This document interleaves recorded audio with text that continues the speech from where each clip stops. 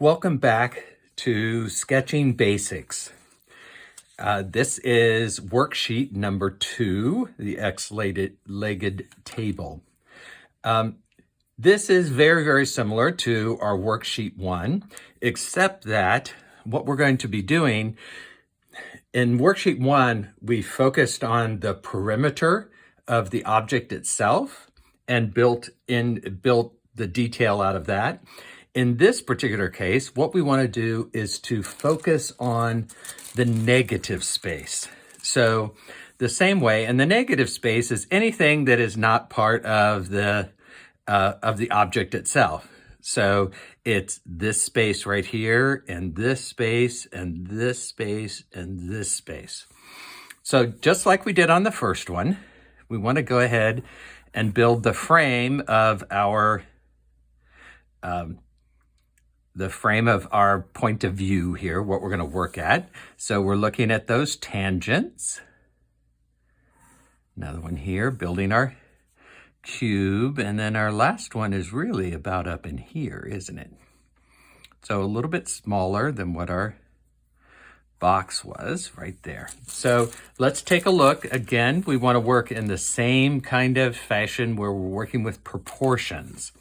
So I'm going to go ahead and measure my width by putting 2 tick marks, and then I want to see what that relationship is to the height. So in this case, it is here. That's 1.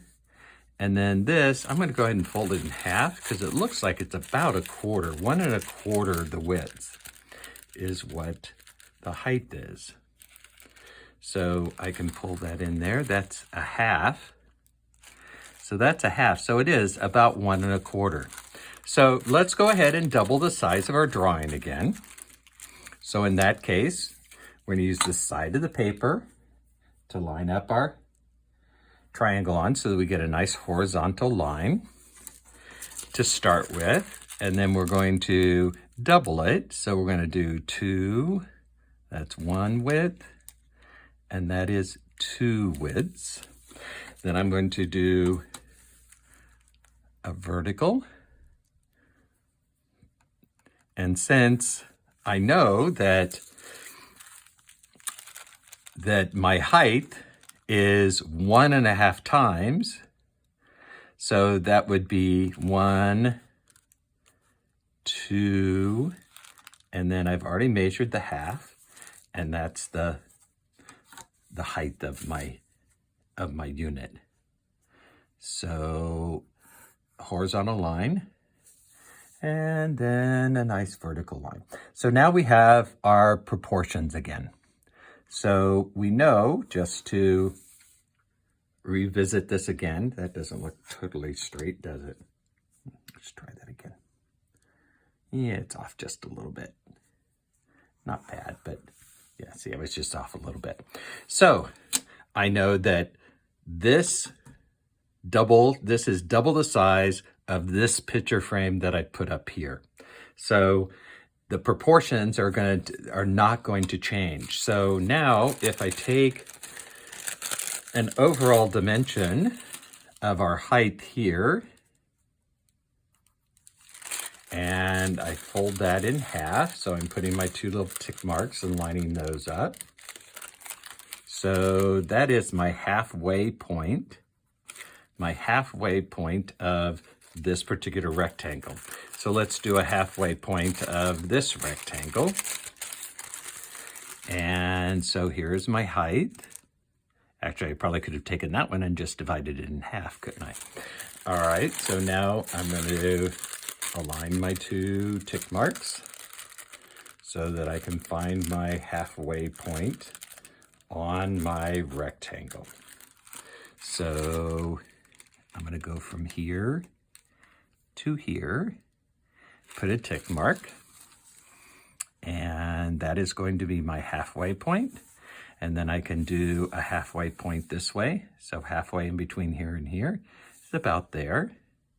So I'm creating this basic grid. And again, the grid can be put in.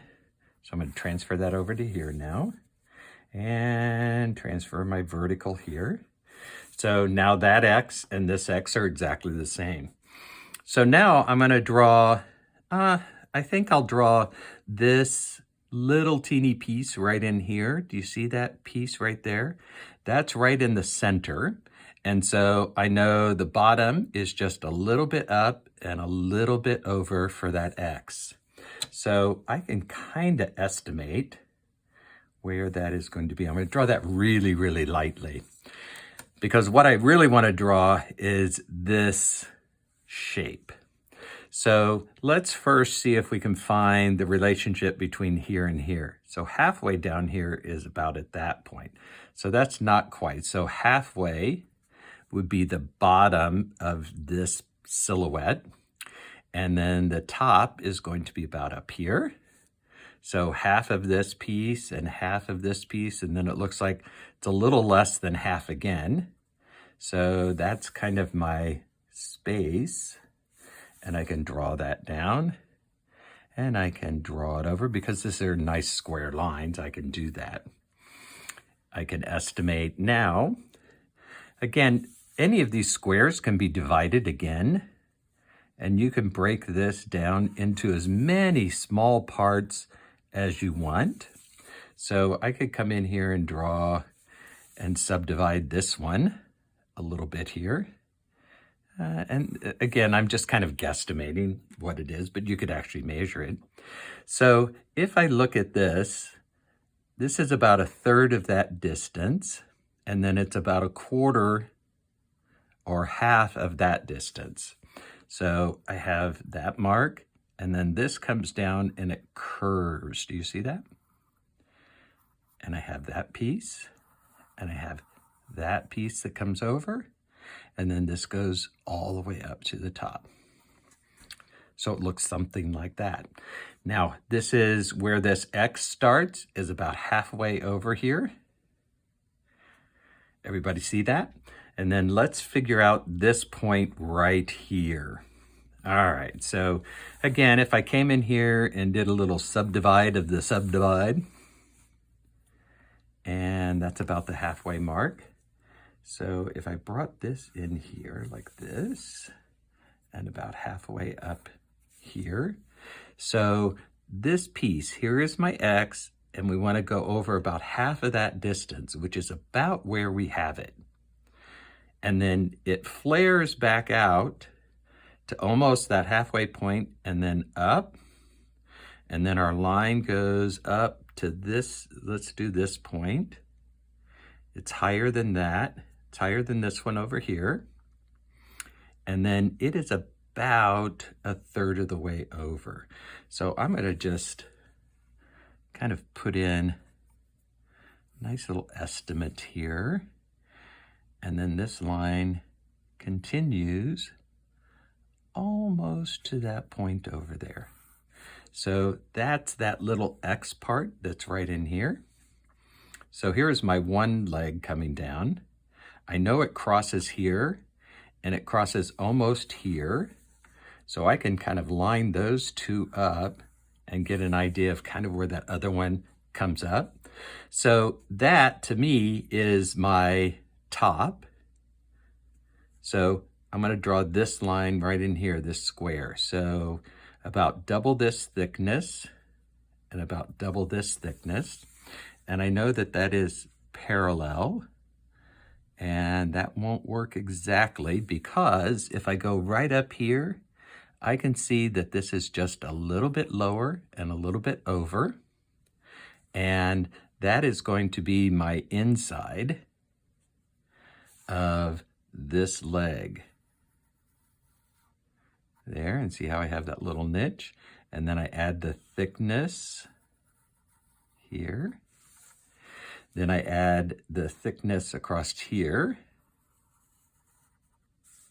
and the thickness across here. Then I add thickness to that, which is about there and about there. So now what I want to do is highlight these points. So instead of drawing the object, I'm going to darken in my negative space. So there is the first one. That's the first quadrant. You see that shape right there is this shape right here, all the way around. This is the top shape, and it comes up to here.